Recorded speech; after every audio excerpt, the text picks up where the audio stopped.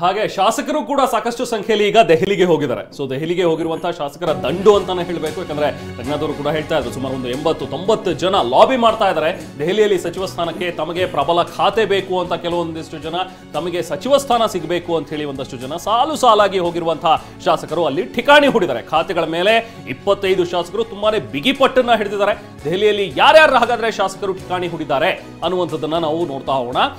ದೆಹಲಿಯಲ್ಲಿ ಸಚಿವ ಸ್ಥಾನಕ್ಕೆ ಶಾಸಕರು ತೀವ್ರ ಲಾಬಿಯನ್ನಂತೂ ಮುಂದುವರೆಸಿದ್ದಾರೆ. ಈ ಬಾರಿ ದೆಹಲಿಯಿಂದ ನಾವು ವಾಪಸ್ ಆಗುವಾಗ ಸಚಿವರಾಗೇ ವಾಪಸ್ ಆಗಬೇಕು ಅನ್ನುವಂಥದ್ದು ಲಿಸ್ಟ್ ಅನ್ನ ನೋಡ್ತಾ ಹೋಗೋಣ. ಯಾರ್ಯಾರಿಗೆ ಬಹುಶಃ ಕ್ಯಾಬಿನೆಟ್ ಗ್ಯಾರಂಟಿ ಆಗಬಹುದು ಅಂತ ಹೇಳಿ.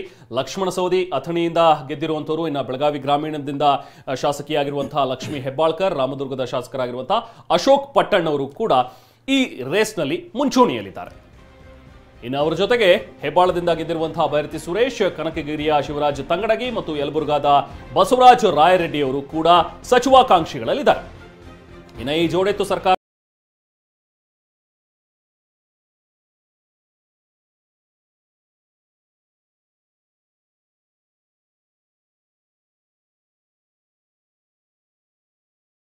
ದಿಂದ ಗೆದ್ದಿರುವಂತಹ ಆರ್.ಬಿ. ತಿಮ್ಮಾಪುರ್, ಧಾರವಾಡದ ವಿನಯ್ ಕುಲಕರ್ಣಿ, ಕಲಘಟಕಿಯಿಂದ ಗೆದ್ದಿರುವಂತಹ ಸಂತೋಷ್ ಲಾಡ್. ಈಗಾಗಲೇ ಇವರೆಲ್ಲರೂ ಕೂಡ ನೆನ್ನೆ ದೆಹಲಿಗೆ ಹೊರಟಾಗಿದೆ. ದೆಹಲಿಯಲ್ಲೇ ಬೀಡು ಬಿಟ್ಟಿದ್ದಾರೆ. ಅಲ್ಲಿ ವರಿಷ್ಠರನ್ನ ಭೇಟಿಯಾಗಿ ಒಂದು ಒತ್ತಡವನ್ನು ತರುವಂತಹ ಒಂದು ಪ್ರಯತ್ನ ನಡೀತಾ ಇದೆ. ಎಚ್.ಡಿ. ಕೋಟೆಯಿಂದ ಗೆದ್ದಿರುವಂತಹ ಅನಿಲ್ ಚಿಕ್ಕಮಾದು, ಹುನಗುಂದದ ಶಾಸಕ ವಿಜಯಾನಂದ ಕಾಶಪ್ಪನವರ್, ಹಾಗೆ ಗಾಂಧಿನಗರದಿಂದ ಗೆದ್ದಿರುವಂತಹ ದಿನೇಶ್ ಗುಂಡೂರಾವ್ ಅವರು ಕೂಡ ಈ ಒಂದು ಸಚಿವಾಕಾಂಕ್ಷಿಗಳ ಲಿಸ್ಟ್ನಲ್ಲಿ ಮುಂಚೂಣಿಯಲ್ಲಿರುವಂತಹ ನಾಯಕರು. ಇನ್ನು ಸಿರುಗುಪ್ಪದ ಡಿ.ಎಂ. ನಾಗರಾಜ್